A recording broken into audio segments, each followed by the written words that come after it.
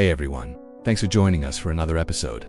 In today's episode, we've gone now be looking at the argument from certain scholars and theorists and critics that the resurrection of Jesus was an invented myth. This is a really important topic for us to discuss because the resurrection of Jesus is literally the cornerstone of the Christian faith. If it didn't happen, then all of Christianity falls apart. So it's really important to understand the arguments people have made over the years trying to persuade us that the resurrection didn't actually happen. If you enjoy this video, then please do share it with your friends and subscribe so that you can be notified about our latest releases. We also release a weekly podcast every Wednesday called Midweek Motivation, where we talk about different topics related to leadership, discipleship, and spirituality. Okay, let's get into the main video now. So before we get into the evidence, if you could call it that, for this argument, it's worth understanding what this argument actually is and why these people believe it to be true. In other words, what are they getting at? Well, first of all, what we need to realize is that a lot of these scholars reject the miraculous and the supernatural. They want to explain everything through natural means, and they apply this same lens when it comes to the resurrection. So if you reject the supernatural, then how do you explain Jesus rising from the dead in his physical body after being crucified by the Romans? You don't. You say that it didn't happen. Then secondly, it's important to recognize that for many of these people, the Bible isn't a reliable source when it comes to historical facts and events. For them, the Gospels were written long after the death of Jesus and therefore they cannot be trusted. Now, obviously, we disagree with that assessment, but it is important to recognize that this is the starting point for many scholars.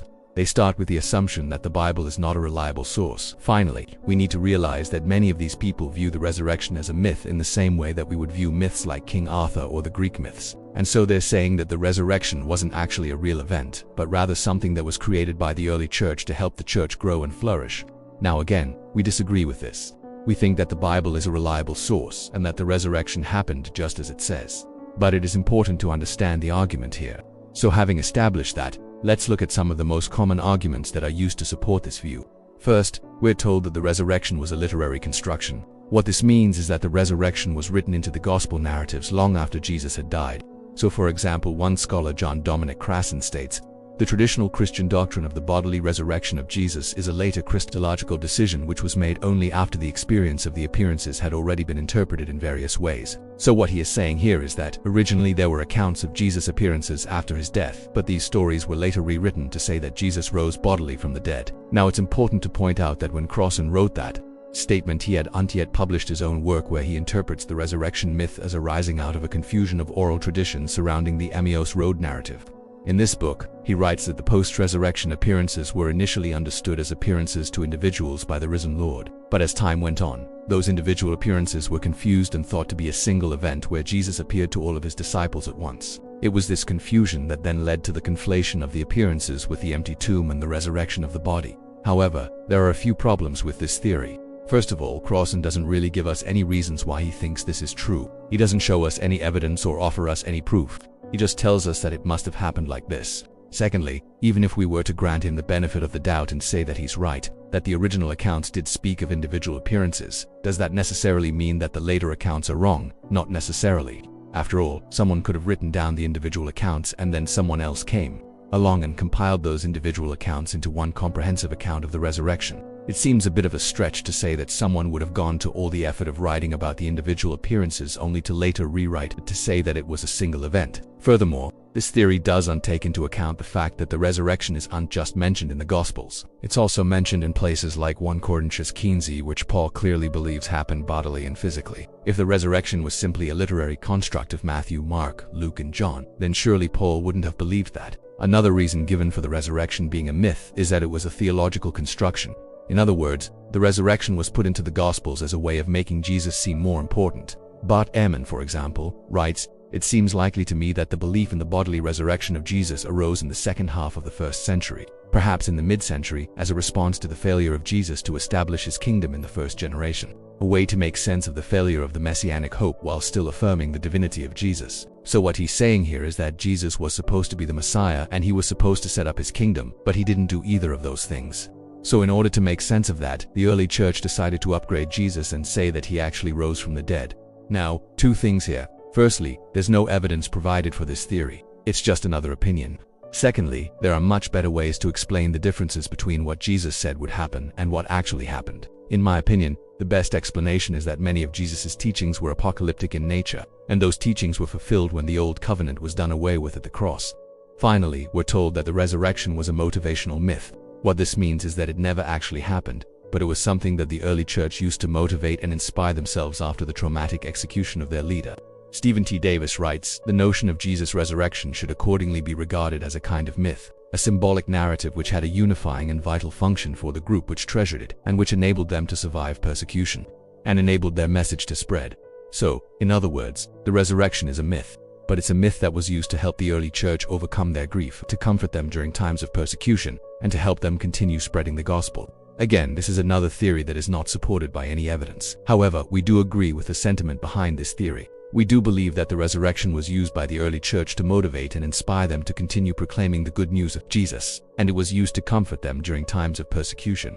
However, we also believe that the resurrection did actually happen.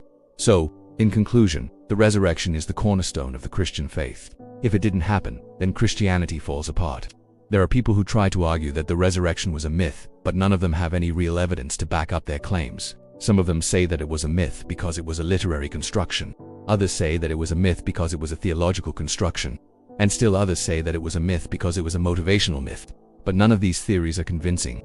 So, in light of this, we need to ask ourselves, why would the early church invent such a bold claim? Why would they lie and say that Jesus rose from the dead? Well, the simple answer is that they didn't lie. The resurrection did happen just as it says in the Bible. If you're not sure about the resurrection, I encourage you to read the New Testament and see what the evidence is. Read the eyewitness accounts and decide for yourself. Thanks for watching. Please do share this video with your friends and subscribe so that you can be notified about our latest releases. Check out our other videos and our podcast, Midweek Motivation. Thanks for watching. If you didn't see part 1 of this video, then check it out first. In that video, I explored why some scholars doubt the resurrection and the arguments for it being a deliberate lie told by the disciples after Jesus' death. We ended with the statement that most Christians are willing to admit that the resurrection accounts in the Bible contain some issues. But what exactly are those issues? Here are 5 things that don't make sense about the resurrection, which together make it possible that the disciples could have made it up. 1. There are contradictions in the resurrection accounts. All 4 Gospels tell the story of the resurrection, but they don't agree with each other on many details. Let's look at 3 examples. First, the women at the tomb. According to Matthew, only Mary Magdalene is at the tomb. Mark says Mary Magdalene and Salome, but also that it was early in the morning when they came. Luke adds another woman named Joanna, but says that it was dark when they came. And John doesn't say that it was dark, but he does say that it was still early in the morning. So who was right? Was it light or dark, early in the morning or late at night? Did the women come alone or with the disciples? Which women even came? John also has a few other differences. According as John tells it, Mary Magdalene comes to the tomb alone, while the other 3 Gospels say that she went with a group. Also, in John, Jesus isn't in the tomb, but rather the linen wrappings are still there along with the napkin that was around his head. The other 3 Gospels don't mention the napkin at all. Also, according to John, Mary Magdalene doesn't recognize Jesus at first, but Peter does. Again, the other 3 Gospels don't mention this. Then there's the issue of how the women leave the tomb. John says they ran away, afraid and not telling anyone, whereas the other 3 Gospels say they went and told the disciples. Finally, in John, Mary Magdalene is the first disciple to see Jesus after the resurrection. The other 3 Gospels say that it was Mary Magdalene and Peter. So which version is right? 2. The resurrection may have been influenced by pagan myths. If the disciples were looking to create a narrative of Jesus rising from the dead, then it would be very easy for them to simply take an existing myth and apply it to Jesus. Many gods in the ancient world had died and come back to life. The Egyptians believed that Osiris was killed by his brother Set, but was then brought back to life by his wife, Isis. There was also the Persian god Mithras, who was born from a rock and later died and resurrected. Another example is the Greek god Dionysus, whose followers celebrated the mysteries of the god with a ritual that recalled his death and resurrection. Could the disciples have been influenced by these myths when they created the resurrection narrative? 3. Paul never mentions an empty tomb in his earliest writings. When we look at Paul's earliest letters, 1st and 2nd Corinthians, as well as Romans, Galatians, and Philippians, there is no mention of the resurrection of Jesus' body. In fact, there is no mention at all of the resurrection in Romans. In 1 Corinthians, Paul says that when Jesus was raised, he was raised, quote, in spirit, and that this was an appearance, not a physical resurrection. He also says that if Christ has not been raised, then your faith is futile.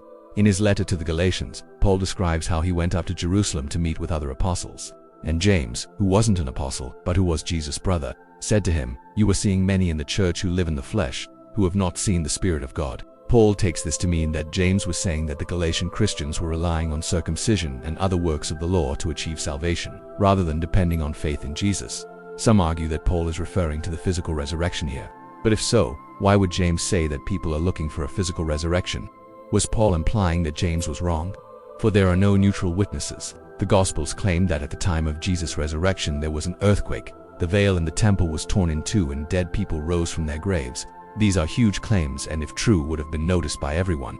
But there are no reports of any of this from any Roman or Greek historian. Every single historian from that time who discusses Jesus' crucifixion mentions that he was buried, but none of them mention a resurrection. This is surprising because the Romans kept track of rumors like this. You have to remember that Rome occupied Judea during this time, and the Roman government was very interested in anything that could cause trouble. An uprising in the province would have been a major concern for them. So if people were running around saying that Jesus had risen from the dead and that other dead people were rising too, then you can bet that the Romans would have wanted to know about this. Yet there is nothing. Not only that, but Josephus, a Jewish historian who wrote about the time of Jesus, says that after Jesus was crucified, his body was taken down and Joseph of Arimathea wrapped it in spices and laid it in a tomb that had been cut into the rock. He goes on to say that the Jews are still claiming that this was a vision. In other words, Josephus implies that the Jews were already denying that Jesus was actually crucified. Why would they do that? Well, perhaps they realized that the claims of a resurrection undermined the claims that Jesus was the Messiah. If Jesus wasn't really dead, then he wasn't really the Messiah, because the Messiah was supposed to die. 5. It was politically and theologically necessary. Let's face it, if Jesus was really crucified by the Romans, then he wasn't looking very impressive. For the disciples who were trying to convince people that Jesus was the Messiah, having him die on the cross was a serious setback. Not only did he not conquer the Romans, he was utterly humiliated by them. However, if Jesus was raised from the dead, then the messianic claims become much more credible. Jesus conquered death itself, and if he can do that, then he can do anything. The idea of conquering death was central to the Christian message. In 1 Corinthians, Paul writes, "If Christ has not been raised, your faith is futile, you are still in your sins. Then those also who have fallen asleep in Christ have perished." If Jesus didn't rise, then the core message of Christianity is false. Therefore, the disciples had every reason to claim that Jesus did rise from the dead. In other words, it was necessary for them to lie. In doing so, they created a narrative that turned defeat into eternal victory. So what should you make of all this? Well, as I said in part 1, most Christians will admit that the resurrection accounts in the Bible contain some issues. However, they usually reject the idea that the resurrection was a deliberate lie. They will typically point out that the authors of the Gospels were eyewitnesses to the events they describe, and say that if what they wrote was untrue, then they would have been exposed as liars. However, that's not necessarily the case. Just because the disciples knew Jesus doesn't mean that they saw him rise from the dead. To use an analogy, if I were to write down everything that my friend Greg told me about his childhood, and then Greg were to come and say that some of it wasn't true, then I wouldn't immediately be exposed as a liar. I may have just misunderstood what Greg said. Similarly, the disciples could have misunderstood what they experienced. Perhaps they genuinely believed that they saw Jesus after he died, or maybe they were lying. We simply cannot know for sure. I want to be clear that I'm not trying to prove that the resurrection was a lie. I'm merely pointing out some historical problems with the traditional narrative. How you interpret these problems depends on whether you accept the Bible as historically accurate or not. If you do, then you need to explain how these issues can be explained away. If you don't, then you need to explain where the disciples got the idea that Jesus rose from the dead. Either way, you need to think about what I've presented here, because the Bible simply cannot be read literally without coming across these issues. What do you think? Let me know in the comments section below. As always, thanks for watching. If you enjoyed this video, please hit the like button and share it with a friend. The Gospels say that Jesus rose from the dead, but they don't exactly agree on what that means, and there are many ways to interpret the biblical accounts. But in the last episode, we looked at several pieces of secular evidence suggesting that the idea of Jesus' resurrection was nothing more than a deliberate invention. So if it was a myth, how did this story become so powerful that it would not only survive centuries of skepticism, but reshape the entire world? Welcome to part 3 of our series, where we continue exploring whether Jesus really rose from the dead. If you missed part 1 or 2 of this series, be sure to watch those before diving into this episode. Let's jump right in with number 5, censorship, book burnings, and narrative control. So let's assume for a moment that Jesus didn't actually rise from the dead. How would something like that happen? Well, in his book, The 5 Gospels, best-selling author and biblical scholar Reza Aslan describes a scenario that seems entirely plausible. According to Aslan, a group of Jesus followers gathered together shortly after his crucifixion and realized their hopes for a Jewish Messiah have been dashed. But then, and only then, does someone in the crowd cry out, "He is risen," and by repeating that phrase over and over again, these people convince themselves and eventually each other that Jesus is actually alive.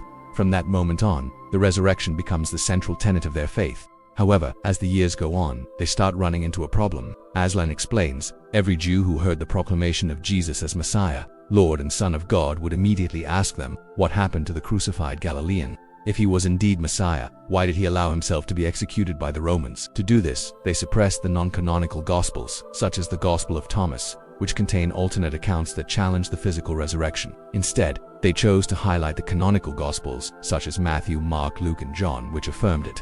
One example of narrative control was the destruction of the library of Nag Hammadi in 455 CE.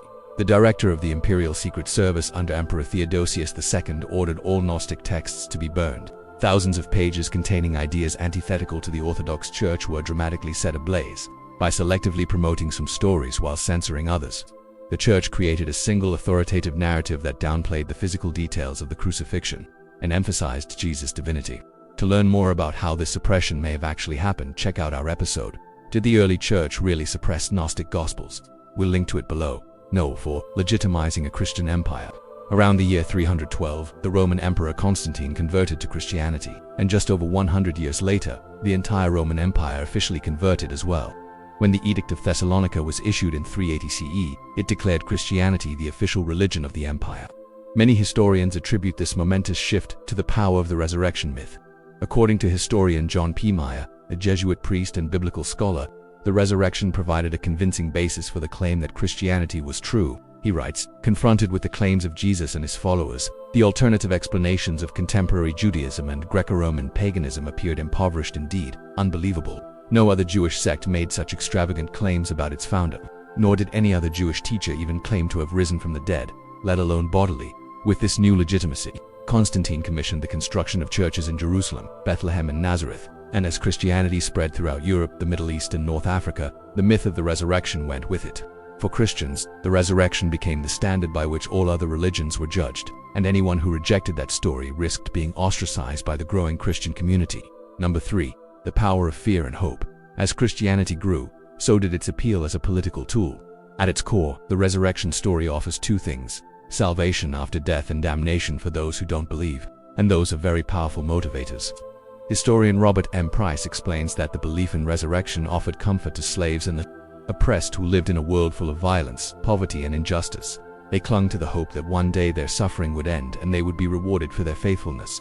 On the flip side, he says, this same belief could also be used to instill fear into the hearts of non-believers. The implied message was clear: reject Jesus and you reject the possibility of everlasting life. You choose death and damnation. This type of fear-based motivation has been studied for decades by social psychologists who have found that it can be a very effective way to influence behavior. Take, for example, Reverend Dr. Martin Luther King Jr. in his famous letter from Birmingham jail. King wrote about the power of love over hate, arguing that love is the only force capable of transforming an opponent into a friend. But he also understood the value of fear. In a speech he gave at the National Cathedral in Washington, D.C. in 1967, King said, "We must use the fear of the Almighty God to get us out of our inaction and our complacency. We must use the fear of the judgment of God to awaken us to the task that lies before us." No. 2. The myth as a tool of unification. Imagine you're a first-century Jewish peasant living under the oppressive rule of the Roman Empire. Life isn't easy. The Roman soldiers stationed in your town make it clear that they don't respect your customs or beliefs, and many of your fellow Jews are beginning to despair that a Messiah will ever come to save them. Then, along comes a charismatic preacher named Jesus, who claims to be that Messiah. But before you can decide whether or not you believe him, he's nailed to a cross and left for dead. Now, on one hand, you might think, great, that settles that. The Messiah is dead. There's no hope for us. But wait a minute. You hear people in the crowd shouting, "He is risen," and this gives you hope. Not only because it means that Jesus could be the Messiah after all, but also because now he's become a universal figure who transcends death itself. Anyone from any background could believe in Jesus as long as they believed he rose from the dead. This universality is precisely what gave early Christianity such unifying power. According to Professor of Religious Studies at California State University, Fullerton Candida Moss, she says, the notion of resurrection helped to transform a small Jewish sect into the world religion of Christianity. This is because instead of focusing on Jesus' Jewish roots, early Christians could now emphasize his ability to overcome death, which appealed to a much broader audience. No. 1. The resurrection as the foundation of Christian authority. In the 1st century, the early church used the resurrection as divine proof that Jesus was the Son of God. This gave unprecedented authority to apostolic teachings. It was a type of argument that no other Jewish or Roman movement could match. The historian Will Durant explains this concept in his book, The Age of Faith. He writes, "The Christians had a new source of authority, the direct revelation of the risen Christ to his disciples, which assured them of his divinity and gave them commission to preach his word. This was a unique claim, and no other competitor could match it. Either Jesus was divine or he was a liar, and his followers were his accomplices in a colossal fraud." The implication was clear. If Jesus was divine, then everything he taught must also be divine. And since no one could accuse the apostles of lying about witnessing the resurrected Christ, his teachings were beyond question. And there you have it, the top 5 ways the resurrection myth reshaped the world. Do you think the resurrection was a deliberate invention, or do you believe it really happened the way it's written in the Bible? Let us know in the comments. Thank you for watching this episode. If you enjoyed it, please leave a like and subscribe for more historical tales. The Forbidden Gospels. If the resurrection story was constructed or shaped over time, what truths were buried along the way? The answer may lie in the so-called forbidden or apocryphal Gospels, ancient texts excluded from the New Testament canon. These writings offer radically different versions of Jesus, his teachings, and his resurrection. Some even question whether a bodily resurrection happened at all. The Gospel of Thomas doesn't mention the resurrection or crucifixion. Instead, it focuses on secret teachings of Jesus and a mystical path to divine knowledge. Jesus is portrayed more as a spiritual guide than a dying and rising savior. The Gospel of Mary Magdalene is even more controversial. It suggests that resurrection may have been a visionary or symbolic experience, not a physical one. It also portrays Mary Magdalene as the closest disciple to Jesus, receiving private revelations that elevate her status within the church. The Gospel of Philip also describes the resurrection in mystical and symbolic language, not as a physical event. It further challenges the male-dominated leadership of the church and hints at a deeper relationship between Jesus and Mary Magdalene. These texts were rejected because they threatened the emerging church's control. They empowered individuals' spiritual experience over institutional authority, and they portrayed a resurrection that was inward, symbolic, transformative, not a literal return from the grave. So is the resurrection a myth or a reality? You decide. But remember, the greatest power of any myth is that we rarely question it.